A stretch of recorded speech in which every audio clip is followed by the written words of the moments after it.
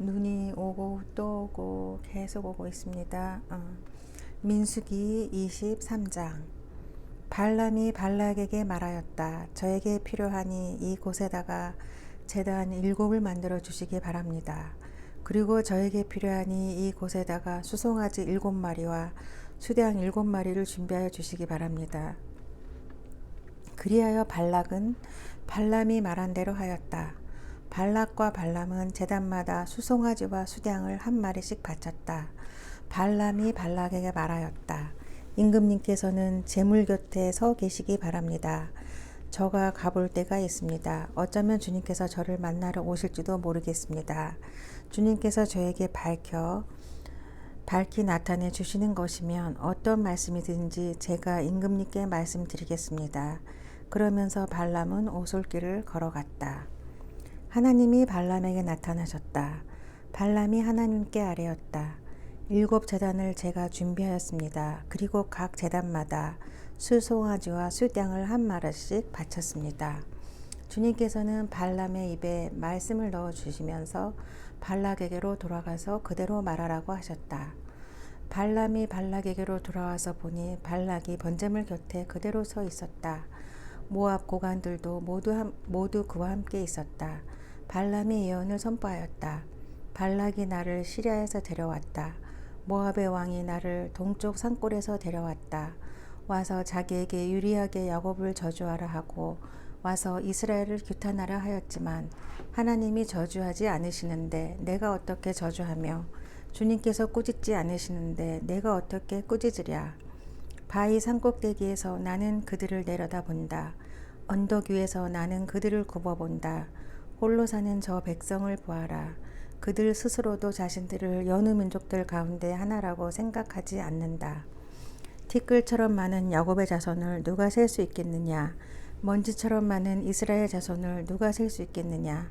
나는 정직한 사람이 죽듯이 죽기를 바란다. 나의 마지막이 정직한 사람의 마지막과 같기를 바란다. 발락이 발람에게 말하였다. 지금 무엇을 하고 있는 거요? 대적들을 저주해달라고 당신을 데려왔습니다. 그런데 당신은 그들에게 복을 빌어 주셨습니다. 발람이 대답하였다. 주님께서 나의 입에 넣어주시는 말씀을 말하지 말란 말입니까? 발락이 그에게 말하였다. 나와 함께 다른 곳으로 가서 보시기 바랍니다. 거기에서는 그들의 일부만 보일 것입니다. 그들이 전부 다 보이지는 않을 것이니 거기에서 나에게 유리하도록 그들을 저주하여 주시기 바랍니다. 그리하여 발락은 발람을 소빈 들판 비스가산 꼭대기로 데리고 갔다. 거기에다가 그는 7제단을 만들고 각 제단마다 수송아지와 수량을 한 마리씩 바쳤다. 발람이 발락에게 말하였다. 임금님은 번제물 곁에 그대로 서 계시기 바랍니다. 나는 지난번처럼 주님을 만나 배워야 합니다. 주님께서는 발람을 만나셔서 그의 입에 말씀을 넣어주시면서 발락에게로 돌아가서 그대로 말하라고 하셨다. 발람이 발락에게로 와서 보니 발락이 번제물 곁에 그대로 서 있었다. 모압의 고관들도 그와 함께 있었다. 발락이 그에게 물었다. 주님께서 무슨 말씀을 하셨습니까? 발람이 예언을 선포하였다. 발락은 와서 들어라. 십볼의 아들은 나에게 귀를 기울여라. 하나님은 사람이 아니시다. 거짓말을 하지 아니하신다. 사람의 아들이 아니시니 변덕을 부리지도 아니하신다. 어찌 말씀하신 대로 하지 아니하시랴. 어찌 약속하신 것을 이루지 아니하시랴. 나는 축복하라 하시는 명을 받았다. 주님께서 복을 베푸셨으니 내가 그것을 바꿀 수 없다. 주님께서는 야곱에게서 아무런 죄도 찾지 못하셨다. 주님께서는 이스라엘에게서 어떤 잘못도 발견하지 못하셨다. 그들의 주 하나님이 그들과 함께 계신다. 주님을 임금으로 떠받드는 소리가 그들에게서 들린다. 하나님이 그들을 이집트에서 이끌어내셨다. 그에게는 들소와 같은 힘이 있다. 야곱의 맞설 마술은 없다. 이스라엘의 맞설 술법도 없다. 이제는 사람들이 야곱과 이스라엘에게 물을 것이다. 하나님이 하신 일이 어찌 그리 크냐고. 보아라, 그 백성이 암 사자처럼 일어난다. 그들이 수사자처럼 우뚝 선다. 짐승을 잡아먹지 아니하고는 짐승을 찔러 그 피를 마시지 아니하고는 눕지 아니할 것이다. 발락이 발람에게 말하였다. 그들에게 저주도 빌지 말고 그들에게 복도 빌지 마시오. 발람이 발락에게 이렇게 대답하였다. 무엇이든 주님께서 내게 말씀하신 것만을 말하겠다고 내가 말씀드리지 않았습니까? 발락이 발람에게 말하였다. 함께 가시기 바랍니다. 내가 당신을 다른 곳으로 데리고 가겠습니다. 하나님 보시기에 올바른 일이면 거기에서 나에게 유리하도록 그들을 저주하여 주시기 바랍니다. 발락은 발람을 광야가 내려다 보이는 부올산 꼭대기로 데리고 갔다. 발람이 발락에게 말하였다. 저에게 필요하니 이 곳에다가 제단 7을 만들어 주시기 바랍니다. 그리고 저에게 필요하니 이 곳에다가 수송아지 7마리와 수양 7마리를 준비하여 주시기 바랍니다. 그리하여 발락은 발람이 말한 대로 하였다. 제단마다 수송아지와 수양을 한 마리씩 바쳤다. 민수기 24장. 발람은 자기가 이스라엘에게 복을 빌어주는 것이 주님의 눈에 좋게 보였다는 것을 알고는 매번 의뢰하던 것처럼 마술을 쓰려 하지 않고 대신 광야 쪽으로 얼굴만 돌렸다. 발람은 눈을 들어 지파별로 진을 친 이스라엘을 바라보았다. 그때에 그에게 하나님의 영이 내렸다. 그는 예언을 선포하였다. 부올의 아들 발람의 말이다. 눈을 뜬 사람의 말이다. 하나님의 말씀을 듣는 사람의 말이다. 환상으로 젖는 자를 뵙고 넘어졌으나 오히려 두 눈을 밝히 뜬 사람의 말이다. 야곱아, 너의 장막이 어찌 그리도 좋으냐. 이스라엘아, 너의 사는 곳이 어찌 그리도 좋으냐. 계곡처럼 뻗었구나. 강가의 동산 같구나. 주님께서 심으신 침량목 같구나. 냇가의 백향목 같구나. 물통에서는 물이 넘치고 뿌린 씨는 물을 흠뻑 먹을 것이다. 그들의 임금은 아각을 누르고 그들의 나라는 널리 위세를 떨칠 것이다. 하나님이 그들을 이집트에서 이끌어내셨다. 그에게는 들소와 같은 힘이 있다. 그는 나라들 곧 대적들을 집어삼키고 대적들의 뼈를 짓부수며 활을 쏘아 대적들을 꿰뚫을 것이다. 엎드리고 웅크린 모양이 수사자 같기도 하고 암사자 같기도 하니 누가 감히 일으킬 수 있으랴. 너에게 복을 비는 이마다 복을 받을 것이요 너를 저주하는 자마다 저주를 받을 것이다. 발락은 발람에게 크게 분노하여 주먹을 불꽃 쥐고 떨면서 말하였다. 내가 당신을 부른 것은 내 대적을 저주하여 달라고 부른 것이었소. 그러나 보시오, 당신은 오히려 이렇게 3번씩이나 그들에게 복을 빌어 주었소. 이제 곧 당신이 떠나왔던 그곳으로 빨리 가 버리시오. 나는 당신에게 후하게 보답하겠다고 말하였소.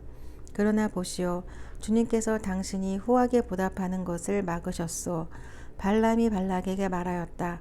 나에게 보내신 사신들에게도 내가 이미 말하지 않았습니까? 발락 임금님께서 비록 그의 궁궐에 가득한 금과 은을 나에게 준다 해도 좋은 일이든 나쁜 일이든 간에 주님의 명을 어기고 나의 마음대로 할 수 있는 일은 아무것도 없습니다. 나는 다만 주님께서 말씀하신 것만 말해야 합니다. 이제 나는 나의 백성에게로 갑니다. 그러나 들어보십시오. 앞으로 이 백성이 임금님의 백성에게 어떻게 할 것인지 내가 감히 말씀드리고자 합니다. 발람이 예언을 선포하였다. 부올의 아들 발람의 말이다. 눈을 뜬 사람의 말이다. 하나님 말씀을 듣는 사람의 말이다. 가장 높으신 분께서 주신 지식을 가진 사람의 말이다. 환상으로 젖는 자를 뵙고 넘어졌으나 오히려 두 눈을 밝히 뜬 사람의 말이다. 나는 한 모습을 본다. 그러나 당장 나타날 모습은 아니다. 나는 그 모습을 환히 본다. 그러나 가까이에 있는 모습은 아니다. 한 별이 야곱에게서 나올 것이다. 한 통치 지팡이가 이스라엘에서 일어설 것이다. 그가 모압의 이마를 칠 것이다. 셋 자손의 영토를 칠 것이다. 그는 에돔을 차지할 것이다. 대적 세일도 그의 차지가 될 것이다. 이렇게 이스라엘이 힘을 떨칠 것이다. 야곱에게서 통치자가 나와서 그 성읍에 살아남은 자들을 죽일 것이다. 또 그는 아말렉을 바라보면서 예언을 선포하였다. 아말렉은 민족들 가운데서 으뜸이었으나 마침내 그는 망할 것이다. 또 그는 가인 족속을 바라보면서 예언을 선포하였다. 내가 사는 곳은 든든하다. 너희 보금자리는 바위 위에 있다. 그러나 가인은 쇠약하여질 것이다. 아시리아의 포로가 될 것이다. 또 그는 예언을 선포하였다.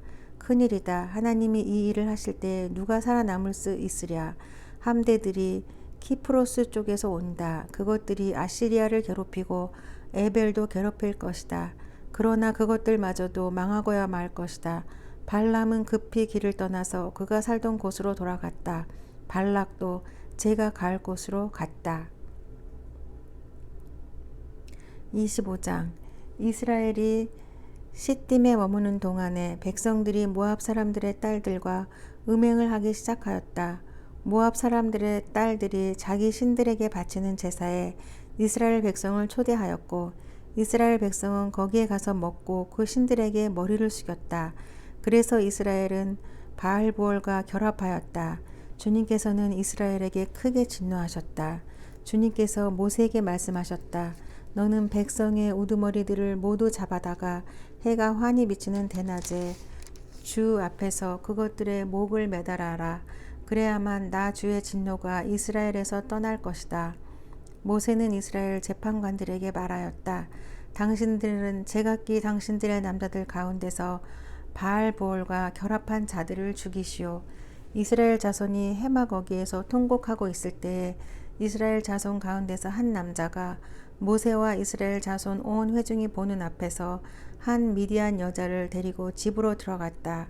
아론의 손자이자 엘르아살의 아들인 제사장 비느하스가 이것을 보고 회중 가운데서 나와 창을 들고 그 두 남녀를 따라 장막 안으로 들어가 이스라엘 남자와 미디안 여자의 배를 꿰뚫으니 연병이 이스라엘 자손 사이에서 그쳤다. 그러나 그 연병으로 이미 죽은 사람이 24,000명이었다. 주님께서 모세에게 말씀하셨다. 아론의 자손이자 엘르아살의 아들인 제사장 비느하스가 한 일을 보아서 내가 더 이상 이스라엘 자손에게 화를 내지 않겠다. 그는 이스라엘 자손이 나 밖에 다른 신을 섬기는 것을 결코 용서하지 않았다. 그러므로 나는 이스라엘 자손을 홧김에 멸하는 일을 삼갔다. 그러므로 너는 내가 비느하스와 평화의 언약을 맺으려 한다고 말하여라. 그와 그 뒤를 잇는 자손에게 영원한 제사장 직분을 보장하는 언약을 세우겠다. 그는 나 밖에 다른 신을 섬기는 것을 용납하지 않았고 그렇게 함으로써 이스라엘 자손의 죄를 속게 주었기 때문이다. 미디안 여자와 함께 죽은 그 이스라엘 남자는 시므온 가문의 지도자인 살루의 아들 시므리이다. 그와 함께 죽은 미디안 여자는 미디안에 있는 한 가문의 종파 우두머리인 수르의 딸 고스비이다. 주님께서 모세에게 다음과 같이 말씀하셨다. 너는 미디안 사람을 원수로 여겨 그들을 쳐 죽여라. 그들은 부올에서 생겼던 일과 미디안의 한 우두머리의 딸 곧 부올에서 생긴 일로 연병이 돌던 때에 처형당한 그들의 누이 고스비의 일로 너희를 속였고 그렇게 너희를 속였을 때에 이미 너희에게 고통을 주었기 때문이다. 민수기 25장까지 읽었습니다.